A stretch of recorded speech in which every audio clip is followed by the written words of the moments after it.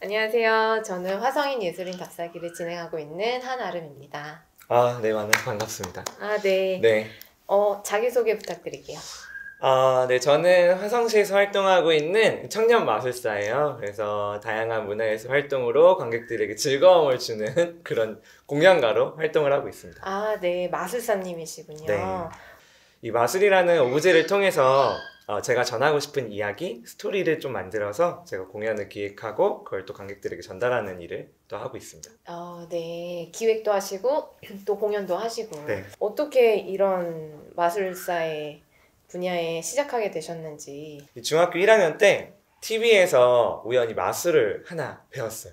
그래서 그게 너무 신기한 거예요. 그 모습을 보고 정말 마법사인가? 그래서 근데 그걸 또 알려주더라고요. 그래서 그걸 또 열심히 연습해가지고 그때 당시 친구들한테 딱 보여줬는데 그 당시에 어떤 마술을 보여주셨길래요? 보여드렸던 마술이 그때 당시 텔레비에서 이렇게 마술사 이렇게 가지고 나오더니 이걸 이렇게 찢었어요. 이렇게 막 찢더니 이거를 그냥 이대로 뭉치더라고요. 그 다음에 여기에다가 마법의 가루를 뿌린대요. 그래서 이렇게 깍깍 뭉치더니 주머니에서 안 보이는 마법의 가루를 이렇게 조금 뿌리더라고요. 그러니까 이 휴지가 붙는 마술을 보여줬어요. 그때는 신문지였지만 저는 휴지로 보면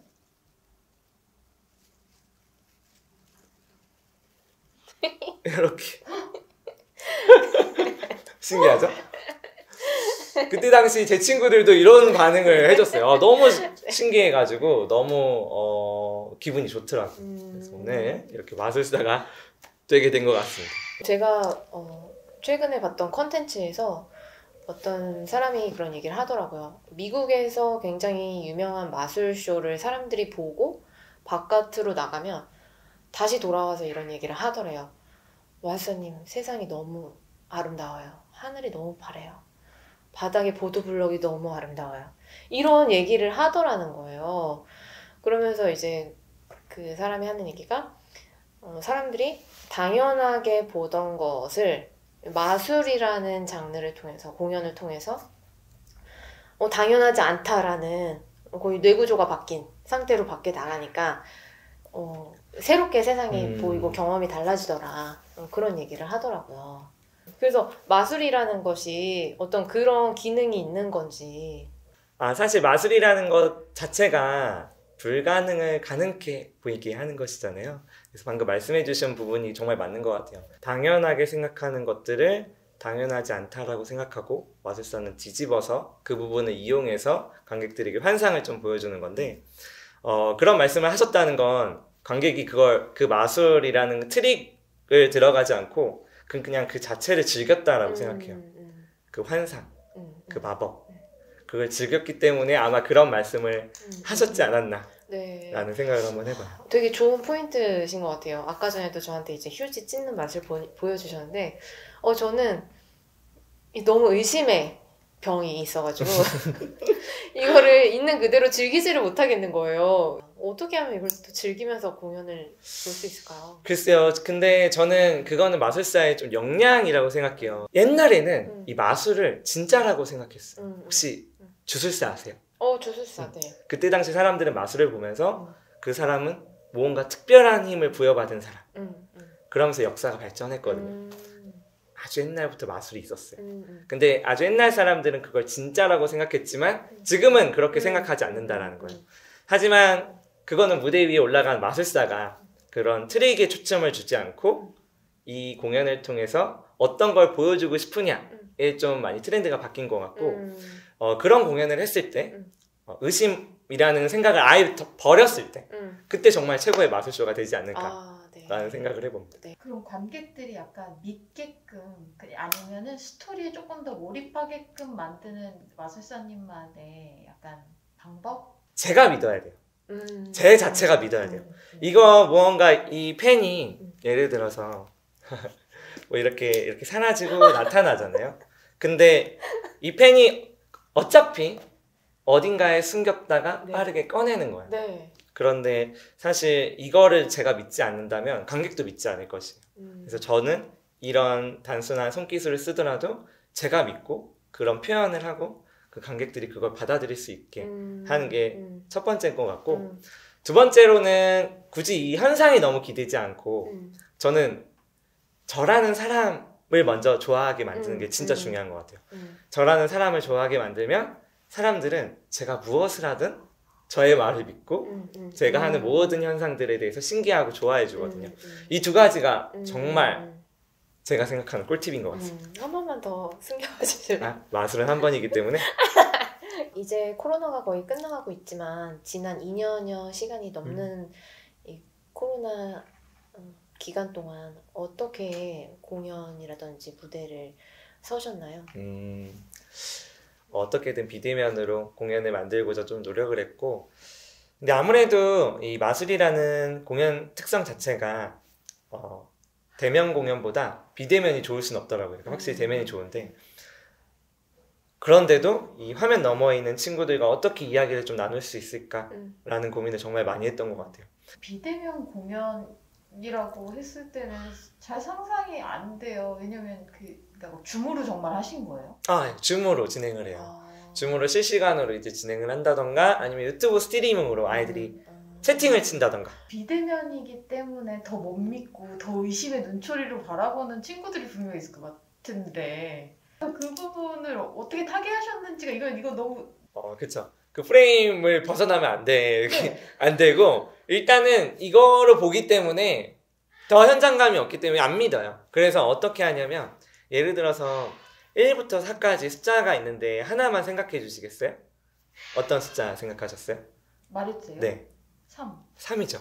근데 제가 핸드폰을 하나 가져왔어요. 제 핸드폰에 숫자 3을 말씀해 주셨잖아요. 그래서 제 핸드폰 배경화면에 3이 있다면 신기하겠죠. 그죠? 한번 보게 되면 제가 설정한 게 아니고요. 지금 바로 보여드릴게요. 다이아몬드가 지금 몇 개가 있죠? 3이 있어요. 그죠? 그러니까 이런 공연 같은 경우에는 아무리 이 모니터라는 벽이 있어도 모니터 너머로 지금 말씀하셨잖아요. 카메라 렌즈 너머로 말씀해 주시고 제가 이러하니까 이런 부분들을 많이 고민했던 것 같아요. 그러니까 아무리 이런 걸 사라지고 나타나게 해도 현장감이 없기 때문에 이 벽이라는 걸 뚫을 수가 없어요. 그러니까 이런 식의 공연을 좀 많이 기획하고 세계 마술사 대회에서 탑을 찍으셨다고 하셨는데 그거 얘기를 좀 해주세요. 좀 수정을 하자면 탑은 아니고요. 네네. 세계 마술 올림픽에 국가대표로 출전한 이력이 있어요. 네. 대회 같은 경우에는 3년마다 한 번씩 개최가 되는데 그 대회에 나가기 위해선 국내 대회에서 입상을 해야 되고 그 다음에 아시아 대표로 또 선정이 돼야 되고 아시아 대표로 최종 선정이 됐을 때 그 세계 마술 올림픽이라는 곳에 나갈 수 있어요. 그래서 제가 2015년도에 그 대회에 한국 대표로 출전을 하게 되었습니다. 맨 처음에 이 마술사를 꿈을 꾸고 진짜 꿈이 그거 딱 하나였어요. 세계 마술 올림픽에 나가야겠다. 그 목표 하나로 제가 달려나가서 어떻게 보면 꿈을 이룬 거죠. 근데 진짜 딱 나가고 나니까 진짜 너무 허무하더라고요. 내가 그렇게 이루고 싶은 꿈을 이뤘는데 나는 이제 뭘 해야 되는 건가. 그래서 한참을 방황했던 기억이 있어요. 네. 넘어서게 되신 계기라든지. 제가 그때 당시 극장에서 정기 공연을 좀 하고 있었어요. 정기 공연을 하고 있었는데 아침에 출근을 이제 버스를 타고 출근을 하는데 한 아이와 엄마가 옆에 앉아 있더라고요. 공교롭게도 출근길이 계속 같더라고요. 그래서 저희 극장의 관객이었어요. 근데 진짜 우연히 그날 관객이 그렇게 딱 2명이었어요. 근데 저는 이제 그 버스 타는 모습을 다 봐왔거든요. 그 모습이 너무 예뻐 보였는데 내가 이 공연을 2명밖에 안 되지만 정말 멋진 공연을 보여줘야겠다라고 생각하고 정말 공연을 열심히 했는데 그 공연이 끝나고 어머니가 딱 와서 그런 말씀을 좀 해주시더라고요. 이때까지 본 마술 공연 중에 정말 최고였다. 근데 그때 그 말 딱 듣는데 눈물이 막 나는 거예요. 근데 지금 생각해도 좀 울컥한데 왜냐면 대회 끝나고 너무 허무했어요. 근데 이제 내가 왜 마술을 하게 되었는지 왜 마술을 시작하게 되었는지 그 어머니 말씀 한마디에 좀 뭔가 리프레셔가 된 느낌? 그래서 제 예명도 진심을 전하는 마술사로 지금 이렇게 활동을 하고 있습니다. 아, 그때부터 이제 진심을 전하는 마술사 정체성을 갖게 되셨군요. 이 마술이라는 퍼포먼스를 소재로 이제 예술 활동을 하고 계시는데 마술사님께 예술이란 무엇일까요?